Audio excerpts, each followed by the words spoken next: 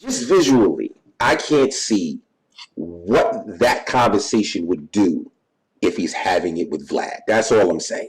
No, two things, G. One is the platform, reaching more people.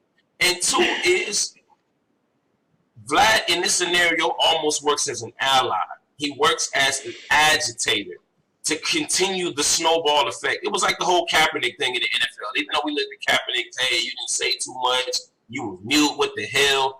But he kept the conversation of police terrorism going in the media. Every time he took that knee, every time they put a mic in front of his face, because this country is the type of country that it likes to ignore certain things. So it's important that on the biggest platforms, we have certain individuals courageous enough, smart enough to say, hey, I'm going to plaster that out so that they cannot ignore this issue. This is very important. We need to talk about it. And ultimately, this is what has us here talking about it today because it was on his platform. So that shows its effectiveness. Vlad needs to make a concerted effort to be respectful about the situation. And what I mean by that is because of his ignorance, yes, it's coming off as disrespectful. Yes. I get it. Because I'm not in his mind, I don't know what the fuck Vlad plans on doing, but if his intent is positive, then he's really going to need to make a concerted effort to make that clear, especially when you start talking about the public. You can't have Godfrey and Talib Kweli up there, and neither one of these motherfuckers know what ADOS means, and then really feel like you're having a conversation about this topic, and think that you can bring the creator of the movement in there to talk. It's just not going to happen, man. Like one of these things, like I feel like let's protect Tone from that type of exploitation. That's what I'm thinking at the moment. I say this. I feel like as thorough as Tone is, and the energy that he gives off, I think he can handle himself very well. But here's the thing: I'm very careful of. And you kind of mentioned it with the whole Chicago thing earlier. Vlad, I think he understands, but I think he doesn't understand to the greatest degree how divisive, his content is sometimes. And this is even divisive. I mean, let's just look at the origins of when ADOS came out and how it was divisive. Whether it was meant to be divisive or not, it came off as somewhat divisive. And now that you brought an African on the show, Godfrey, it's not ADOS. You brought Talib. I'm not sure if he's ADOS or not. I know he said he said he's not, and he said he's an Africanist or whatnot. But so now you got two people that's kind of, I don't think Godfrey necessarily shitting on it, but Talib, his energy was kind of, I ain't fucking with it. You know what I'm saying? So now it already kind of builds up that tension once again. So everybody that's hardcore ADOS is gonna say, man, what the fuck, man, what's going on? So it starts to create some type of dissension for Vlad, for Talib, and it creates a bigger divide. And Vlad at the end of the day he may or may not be the type that sits back and just says, you know what, I don't care. As long as they're giving me views, I don't give a damn. But there should be, if you care about the culture, if you're a part of the culture, a sense of care that you don't want to cause more chaos or more division in a culture that's already very chaotic and very divided.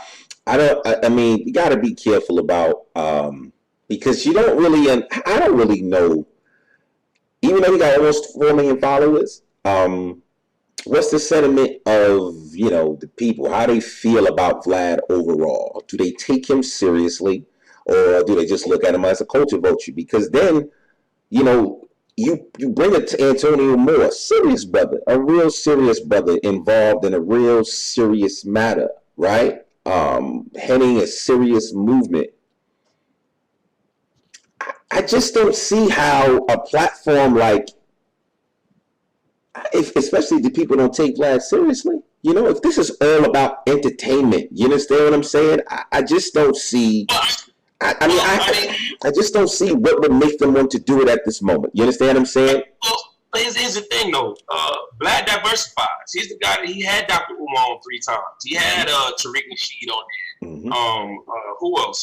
He had Malcolm X's daughter on there. Mm-hmm. So he knows how to diversify from just being just hip hop. And when you have a platform so big, you hope that some of the people that usually don't care for that content that usually comes to you say, hey, you know what? Let me click on this video about Malcolm X's daughter and see what she's talking about. And maybe that can hurt them or to help to grow their consciousness or their mindset or what they choose to research. So it can work many different purposes.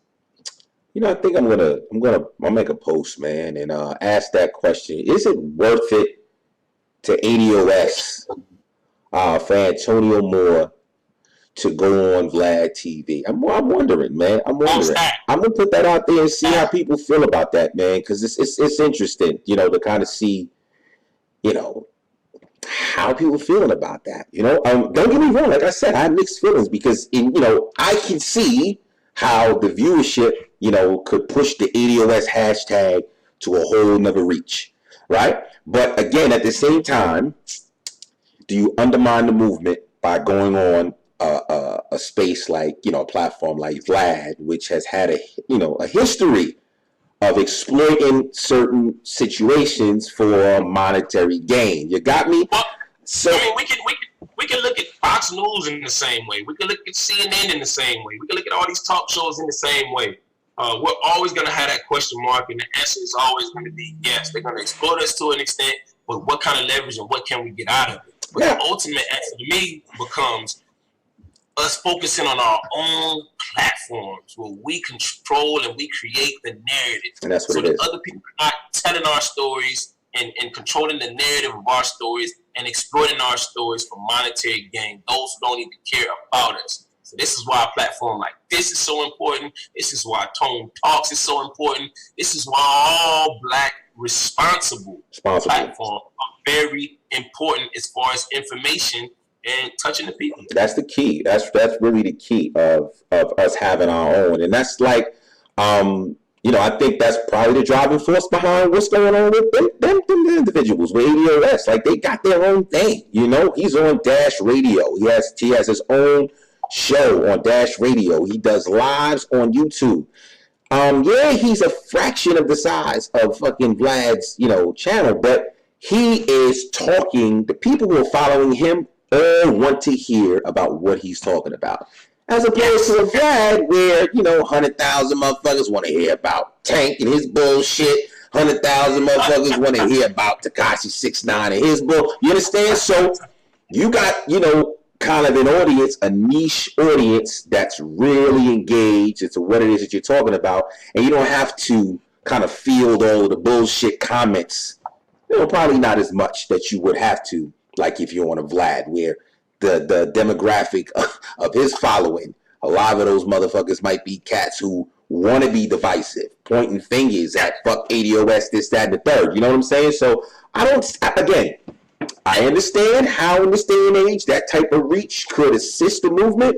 I just don't know if it's the right time. And, you know, I don't. And let's look at it from a business sense as well, of just cross promotion. How many viewers will it bring over to Tone Talks now that'll be loyal followers of his? I mean, if they're gonna come on over to Tone Talks and click that subscribe button, that means they got to be serious about the type of information that Tone Talks brings. And if they listen to Tone Talks, then they got to go to Yvette Carnell after that. So, you know. We'll see. Like I said, I mean, I'd like to see what people think about that. You know, how can I reach out to Antonio Moore?